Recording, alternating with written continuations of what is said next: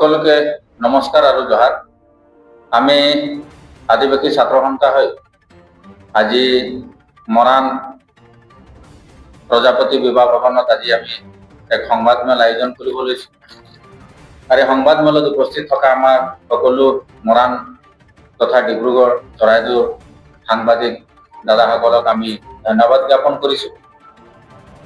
আৰু আজিৰ সংবাদমেল বিশেষভাৱে আমি উপস্থাপন কৰিব বিচাৰিছো যে যোৱা 10টা বছৰে আমাৰ যিসকল ৰাজনৈতিক দল আছিলে সেই ৰাজনৈতিক দলসমূহে আমাৰ আদিবাসী চাহ জনগোষ্ঠী ৰাইজৰ যি আন্দোলন আছিল, দৈনিক মজুৰি বৃদ্ধিয়ে হওক, মাটি পট্টাই হওক, এই যিবিলাক ইছ্যু, এই যিবিলাক সমস্যাক লৈ কিনে তেখেতসকলৰ ৰাজনীতিৰ মেনিফেষ্টত তেখেতসকলৰ ইস্তাহাৰত তেখেতসকলে উপস্থাপন কৰিছিলে যে আমাৰ চৰকাৰ অহাৰ লগে লগে 330 টকা দৈনিক মজুৰি, 360 টকা দৈনিক মজুৰি প্ৰদান কৰিম বুলি প্ৰতিশ্ৰুতি দিছিল, মাটি পট্টা প্ৰদান কৰিম বুলি প্ৰতিশ্ৰুতি দিছিল।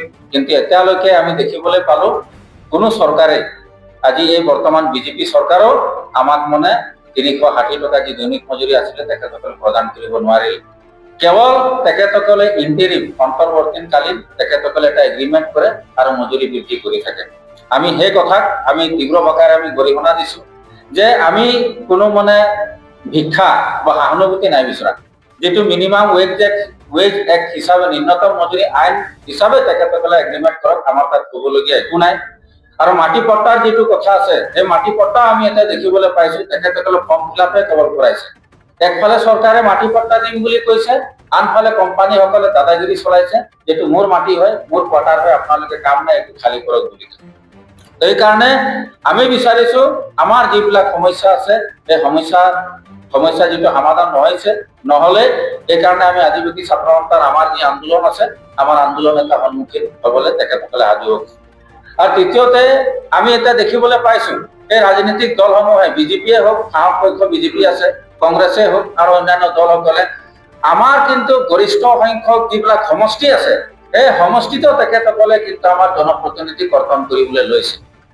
আৰু তেখেতসকলে কয় ৰাজনৈতিক অধিকাৰৰ কথা কয় যে আমাৰ জনগোষ্ঠীটোক ৰাজনৈতিক অধিকাৰ দিয়া হ'ব, আমাৰ জনগোষ্ঠীটোক ৰাজনৈতিকভাৱে অৰ্থনৈতিকভাৱে স্বাৱলম্বী কৰা হ'ব। আমাৰ যদি প্ৰতিনিধিয়ে নাথাকে তেতিয়াহ'লে আমাৰ যিবিলাক সমস্যা আছে সমস্যাসমূহ কেনেকৈ মাত মাতিব। আমি দেখিলো বিগত সময়ছোৱাত আমাৰ ডিব্ৰুগড় যিটো লোকসভা সমষ্টিত আটাইতকৈ দুৰ্ভাগ্যজনকভাৱে আমাক অন্ধকাৰত ৰাখি আমাৰ চিট এটা আমাৰ সাংসদক তেখেতসকলে কিন্তু আমাৰ কোনো প্ৰতিনিধিত্ব প্ৰেৰণ নকৰিলে। এই আমাৰ এই ডিব্ৰুগড়ত, আৰু যিটো ডিব্ৰুগড়টো কোৱা হয় এটা চাহ নগৰী বুলি কয়, তেতিয়াহ'লে এটা আমি দেখিছো এই এছেম্বলি ইলেকশ্যনতো তেখেতসকলে প্ৰাৰ্থিত্ব প্ৰদান কৰিবলৈ কণ্ঠাবোধ কৰিছে। যদি তেখেতসকলে তেনেকে কৰে তেতিয়াহ'লে আমি কিন্তু আদিবাসী ছাত্ৰ সন্থাই হওক, আমাৰ যিবিলাক দল সংগঠন আছে, আমি কিন্তু বিকল্প চিন্তা কৰিবলৈ আমি বাধ্য হ'ম। আৰু সেইটো আমি কোনো সহানুভূতি বিচৰা নাই, আমাক অধিকাৰ লাগিব। আৰু আমাৰ নৱপ্ৰজন্ম, আমাৰ উঠি অহা চামে যাৰ নেকি মাত মাতিবলৈ যোগ্য আছে, যোনে সাংসদক তাত গৈ কিনে ইয়েছ ছাৰ ইয়েছ বছ যাতে নকয়, আমাৰ সমস্যাৰ প্ৰতি লক্ষ্য ৰাখি যাতে মাত মাতে, তেনেকেহে প্ৰতিনিধি আমাক লাগিব। নতুন প্ৰজন্মৰ আমাক প্ৰতিনিধি লাগিব। তেখেতসকলে যিবিলাক প্ৰতিনিধি দিছে আমি দেখিছো বিগত সময়ছোৱাত তেখেতসকলৰ উন্নয়ন পুঁজি ফাঁদে গুচি গৈছে, উভতি গুচি গৈছে। তো তেনেধৰণে নহয়। আৰু সেইকাৰণে আমি বিচাৰিছো এই আমাৰ যিটো সমস্যা আছে, এটা মাটি পট্টা, জনজাতিকৰণ, মজুৰি বৃদ্ধি, এই গোটেই বিষয় যিবিলাক আমাৰ আছে সমস্যা পূৰণ নহল, তাৰ আন্দোলনৰ সন্মুখীন হ'বলৈ তেখেতসকলে সাজু থাকক। আৰু আমাৰ যি আছে এই আমাৰ যিবিলাক গৰিষ্ঠ সংখ্যক যিবিলাক সমষ্টি আছে সেই সমষ্টিসমূহত আমাৰ উঠি অহা প্ৰজন্মক কিন্তু প্ৰতিনিধিত্ব তেখেতসকলে প্ৰদান কৰিব লাগে। চক আমি যোৱা 10টা বছৰ আগৰ পৰাও কংগ্ৰেছে হওক বা বিজেপিয়ে হওক কেৱল মাত্ৰ আমাৰ আদিবাসী চাহ জনগোষ্ঠীৰ ইছ্যুবোৰক লৈ তেওঁলোকে খালি ৰাজনীতিয়ে কৰি আহিছে। তাৰ বাহিৰে তেওঁলোকে ভাবে যে সৰু সুৰা আঁচনিবোৰ দিয়ে অংকক আমি শান্ত কৰিম বুলি। এতিয়া যোৱাটো সময়ত আপোনালোকে মন কৰিছে নাই, এই চাহ বাগিচাৰ যিটো হাজিৰাটো 2016 চনৰ পৰা আজিলৈকে চুক্তিয়ে হোৱা নাই। চুক্তি নোহোৱাকে তেওঁলোকে কেৱল মাত্ৰ অন্তৰ্বৰ্তীকালীন হিচাপে তেওঁলোকে কেতিয়াবা 20 টকা কেতিয়াবা 30 টকা তেওঁলোকে বঢ়াই দিয়ে। এতিয়াও এই সদ্যহতে এতিয়া আপোনালোকে দেখি পাইছে যে CM ঘোষণা কৰিছে যে 30 টকা আমি বৃদ্ধি কৰিম বুলি। 30 টকা তেওঁলোকে, আমাৰ ডিমাণ্ড আছে লিগেল ডিমাণ্ড যিটো মিনিমাম ৱেজেছৰ হিচাপত 551 টকা হ'ব লাগে বৰ্তমান সময়ত, কিন্তু তেওঁলোকে এতিয়া 30 টকা বঢ়াই 250 টকাৰ পৰা 280 টকা কৰিব গৈছে। সেইটো কেনেকুৱা ধৰণৰ ন্যায় হৈছে? তেওঁলোকে কয় যে বিজেপি চৰকাৰে কৈ আছে সবকা সাথ সবকা বিকাশ বুলি কৈছে, এইটো আমাক মানে অন্ধকাৰত ৰাখি আমাৰ লোকচান কৰি আমাৰ সহকৰ্মীসকলক অত্যাচাৰ কৰি তেওঁলোকে কেনেকৈ চবৰে বিশ্বাস ল'ব পাৰে। কেৱল 5 কেজি চাউল দি বা এই অৰুণোদয় আঁচনি দি আমাৰ সমস্যাবোৰ সমাধান নহ'ব। তেওঁলোকে আমাৰ সমস্যাবোৰ স্থায়ীভাৱে সমাধান কৰক। আমি কৈছো তেওঁলোকক যে আগন্তুক ইলেকশ্যন ডিক্লেয়াৰ নোহোৱাৰ আগলৈকে অন্তত ৱেজেছৰ যিটো মানে আমাৰ যিটো শ্ৰমিকৰ ন্যূনতম মজুৰি আইনখন সেইখন চুক্তিখন তেওঁলোকে সম্পন্ন কৰক আৰু আমাৰ শ্ৰমিকসকলক এই ইলেকশ্যনৰ পূৰ্বে 551 টকা মজুৰি দিয়া বুলি তেওঁলোকে ঘোষণা কৰক।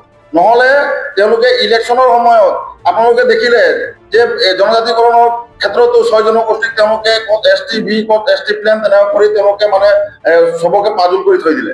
এতিয়া তেওঁলোকে লেণ্ড পাৰ্টৰ কথাও তেনেকুৱা ক'লে। তেওঁলোকে ক'লে যে আমি এতিয়া মুখ্যমন্ত্ৰীৰ লগত বহিলে তেওঁলোকে ক'লে যে আমি লেণ্ড পাৰ্টৰ কাম শীঘ্ৰে আৰম্ভ কৰিম আৰু ইলেকশ্যনৰ আগত দিমে বুলি ক'লে। এতিয়ালৈকে কিমান সংখ্যক মানুহক তেওঁলোকে লেণ্ড পাৰ্ট দিলে? এতিয়া কেৱল মাত্ৰ ফৰ্মখন বিলাই দিয়ে। প্ৰত্যেকবাৰে ইলেকশ্যনৰ সময়ত যোৱা লোকসভা ইলেকশ্যনৰ সময়তো অৰুণোদয়ৰ নামত ফৰ্ম বিলালে, এইবাৰ আপোনাৰ লেণ্ড পাৰ্টৰ নামত ফৰ্ম বিলাই আছে। তো তেওঁলোকক আমি সকীয়াই দিব কৈছো বিজেপি চৰকাৰখনক, তেওঁলোকে কামবোৰ যি গতিকে তেওঁলোকে মেনিফেষ্টোত যেনেকুৱা লিখি দিয়ে তেনেকুৱা কামবোৰ কৰক। অন্যথাই তেওঁলোকে অহা ইলেকশ্যনত তেওঁলোকে আদিবাসী ছাত্ৰ সন্থাৰ প্ৰবল প্ৰতিবাদৰ সন্মুখীন হ'বলৈ সাজু থাকিব লাগিব। আৰু তেওঁলোকৰ প্ৰত্যেকটা সভা সমিতিত আমি তেওঁলোকক প্ৰতিবাদ কৰিম।